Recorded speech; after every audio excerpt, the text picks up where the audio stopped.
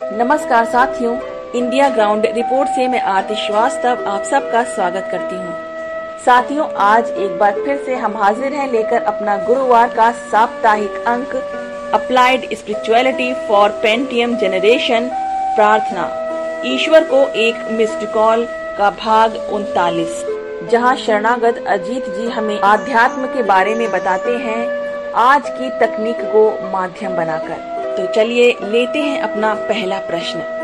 आपने पिछली बार एकत्व के बारे में बताया। काफी लोगों ने इस बारे में और जानने की इच्छा जाहिर की है। कुछ और प्रकाश डालेंगे रिवीजन के तौर पर? इस पर शरणागत अजीत कहते हैं, हाँ, जो लोग प्रबुद्ध हैं, जिनके मस्तिष्क प्रकाशमय हो चुके हैं या जो अनन्य भक्ति में ऊंची अवस्था को प्राप्त कर चुके हैं, जिनके हृदय कमल खिल चुके हैं, या यूं कहें कि वो लोग जो करीब करीब पहुंच चुके हैं, उनको एकत्व की बात स्वाभाविक रूप से ही आकर्षित एवं रोमांचित करेगी, क्योंकि यही तो लक्ष्य है साधना का, द्वार है परम सत्ता में झांकने और गोते लगाने का। अब रिवीजन के तौर पर उसे फिर से देखें और सोचें जो हमने पिछले अंक में देखा। हमने उदाहरण दिया था कांच के खिलौने के टूटकर बिखरने का, और यदि खिलौना क्रिस्टल के कांच का हो तो कैसे वो कण कण में बिखर जाता है। आज की पीढ़ी बहुत ही भाग्यवान है, क्योंकि उनके पास ऐसे गूढ़ विषयों को समझने और विजुअलाइज करने के लिए टेक्नोलॉजी बहुत ही आसान टूल बनके उपलब्ध है। हम लोगों की पीढ़ी को सिर्फ स्वयं अपनी कल्पना, शास्त्रों में लिखे निर्जीव और गूंगे शब्दों एवं एक दूसरे से सुनकर ही या स्वयं अपने अनुभवों से ही ऐसे गूढ़ एवं सार गर्भित परिकल्पनाओं को सिर्फ मन में विजुअलाइज करने का विकल्प होता था। अब आप देखिए कि आज के दिन इस गूढ़ सिद्धांत को समझना और महसूस करना कितना आसान है। करना ये है कि YouTube पर जाकर किसी फूल के खिलने का स्लो मोशन में वीडियो देखिए और फिर उसी का रिवर्स प्रोसेस भी स्लो मोशन में देखिए। यही स्लो मोशन का वीडियो कांच के टूट के बिखरने का और फिर उल्टा वापस एकत्व में जाने का रिवर्स वीडियो देखिए। हो सकता है कुछ लोगों के लिए ये स्लो मोशन वीडियोस ही जादू की तरह काम कर जाएं और वो घटना घटित हो जाए जो साधना एक लक्ष्य है। एक और आसान तरीका बताते हैं जो आज के कोरोना के माहौल में ज्यादा यूजर फ्रेंडली है।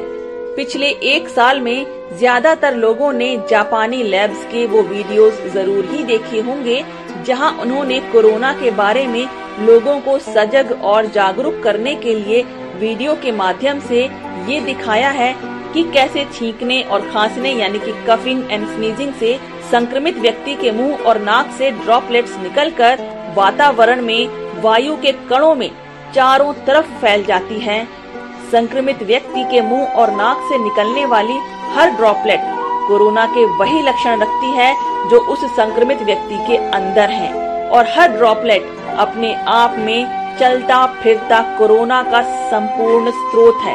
तो जैसे एक कोरोना संक्रमित व्यक्ति की छींक या खांसी से निकली ड्रॉपलेट्स कोरोना की सृष्टि में एक बिग बैंग का काम करती है, कुछ उसी तरह सृष्टि की संरचना के समय भी बिग बैंग की घटना हुई थी, और सृष्टि के सृजन के समय हुई बिग बैंग के समय निकली हर बूंद जीवात्मा अपने में वही ईश्वरीय तत्व एवं गुण समेटे निकली जो उसके स्रोत यानी परम पिता परमात्मा परब्रह्म का मूल तत्व एवं स्वभाव है। ठीक वैसे ही जैसे कोरोना संक्रमित व्यक्ति की खांसी या छींक से निकली बूंदें या ड्रॉपलेट्स अपने अंदर कोरोना के सभी एट्रीब्यूट्स और तासीर यानी कि एट्रीब्यूट्स, स्ट्रेन एंड इन्फेक्शंस समाहित रखती है। अब और ज्यादा समझने, क्लैरिटी लाने के लिए इसी वीडियो का रिवर्स देखें कि कैसे फैली हुई ड्रॉपलेट्स वापस एक में समा जाती हैं। यही है एकत्व यानी विजन ऑफ वननेस का प्रैक्टिकल डेमोन्स्ट्रेशन। ये स्लो मोशन की प्रक्रिया यानी कि प्रोसेस ऑफ स्लो मोशन अगर समझ आ गई और क्लिक कर गई तो हो सकता है एक ही झटके में सारा अज्ञान, सारे भ्रम दूर हो जाएं। जिंदगी को स्लो मोशन में फ्रेम बाय फ्रेम देखने और जीने की कला सब भटकाव और भ्रमों से निजात दिला सकती है। ये जिंदगी की रफ्तार ही है जो एक भ्रम और झूठा सेंस ऑफ कंटिन्यूटी बनाए रखती है, यानी कि फॉल्स सेंस ऑफ कंटिन्यूटी और इल्यूजन ऑफ कंटिन्यूटी बनाए रखती है। जैसा कि चलचित्र यानी कि मोशन पिक्चर के मामले में होता है, जहां स्टिल फोटो में 1 सेकंड का एक्सपोजर देकर फोटोग्राफर एक लम्हे को कैद करता है। वीडियो में 1 सेकंड में 24 फ्रेम्स आकर एक कंटिन्यूटी का भ्रम पैदा कर देता है, यानी कि इल्यूजन ऑफ कंटिन्यूटी पैदा कर देता है।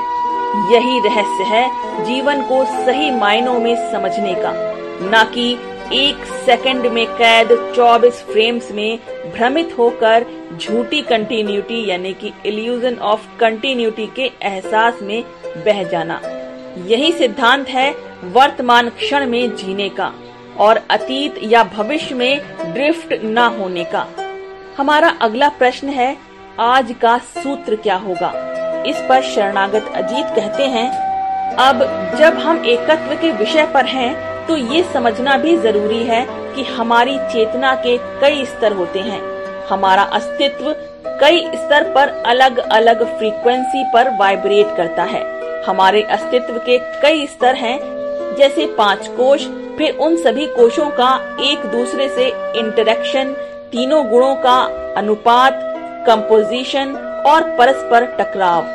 इंटरेक्शन और उससे निकलने वाली रिजल्टेंट आभा यानी कि ग्लो और ऑरा, जब तक ये चेतना के सभी स्तर सभी स्तरों पर पूरी तरह से एक दूसरे से इंटीग्रेट और सिंक नहीं होंगे, अलग अलग डिस्कॉर्डेंट फ्रीक्वेंसी पर वाइब्रेट करेंगे। हम स्वयं की चेतना को एकत्र यानी कि गैदर एंड फोकस नहीं कर सकेंगे। और जैसे कि कार का व्हील अलाइनमेंट और ट्यूनिंग आउट हो जाती है, कुछ वैसी ही अवस्था हमारी रहेगी भौतिक और आध्यात्मिक स्तर पर। इसलिए पूरा खेल इंटीग्रेटेड योग का है। अस्तित्व के सभी आयामों का एक दूसरे से तारतम्य में होना, ये उसी तरह की बात है कि जब हम एक टॉर्च लाइट को इस्तेमाल करते हैं तो अक्सर उसकी बीम बड़ी बिखरी हुई सी रोशनी देती है और ठीक से देख पाने के लिए हमें उस बीम को फोकस करके रोशनी की एक फोकस्ड बीम बनानी पड़ती है। बिना उसके टॉर्च अपना सही काम पूरा नहीं कर पाती है। इसलिए चेतना को एक बिंदु पर फोकस करके रखें। जैसे बचपन में कॉन्वेक्स लेंस के सहारे सूरज की किरणों को एक बिंदु पे फोकस करके कागज को जलाने के लिए करते थे। जैसे कि लेजर के पॉइंटर से एक बिंदु पर लाइट स्क्रीन पर घुमाते हैं पीपीटी का प्रेजेंटेशन देते समय। ये कंसंट्रेटेड लाइट का बिंदु आग्नेय चक्र यानी नेत्रों के बीच के बिंदु पर फोकस करके रखना चाहिए। तीसरे नेत्र की पोजीशन से करीब 3/4 इंच के पीछे एक क्लच पॉइंट होता है, जिसे आप क्लच की तरह इस्तेमाल कर सकते हैं और अपनी केंद्रित चेतना को इस क्लच पॉइंट के सहारे ज्यादातर समय डिसएंगेज करके रखें और सिर्फ इस्तेमाल के समय ही इस क्लच पॉइंट को यूज करके भौतिक सांसारिक गतिविधियों के लिए ही चेतना का इस्तेमाल करें और फिर वापस डिसएंगेज कर दें। जैसा कि कार में क्लच का काम होता है, सिर्फ गियर बदलते समय ही क्लच को दबाकर गियर चेंज करें, बाकी समय क्लच पर पैर न रखें, वरना क्लच प्लेट घिस जाती है। चेतना का ऐसा सचेतन इस्तेमाल करने से शरीर का वियर एंड टेयर काफी हद तक रुक जाता है। जैसे कि टीवी को जब प्लग पॉइंट के स्विच से ऑफ करते हैं तो सब लाइट इंडिकेशन बंद हो जाते हैं, लेकिन टीवी को रिमोट से ऑफ करने पर टीवी में रेड एलईडी की लाइट जलती रहती है। ठीक उसी तरह हर समय ईश्वर की चेतनता आपकी आँखों के मध्य तीसरी नेत्र के स्थान पर एलईडी की तरह जलती रहनी चाहिए। कभी इस चेतनता को मेन स्विच से ऑफ न होने दें और ये तभी संभव होगा जब हर समय सोते जागते ईश्वर का ध्यान बना रहे। तो एक बार फिर आज का सूत्र है constant remembrance of God is the key. आज बस इतना ही। नमस्कार।